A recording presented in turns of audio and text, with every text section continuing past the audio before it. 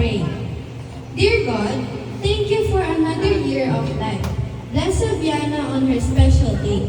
May she feel loved, happy, and grateful as we share this food and celebrate. May it nourish our bodies and bring us joy.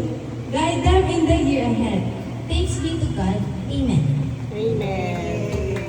Thank you, Ate Alex. By the way, si Ate Alex ang kanyang cousin. O, dito ka muna, baby. Sit down. O, ready na kayo sa mga games natin? Opo! Wala na tayong prizes. Please, kaya natin ang ating prizes kasi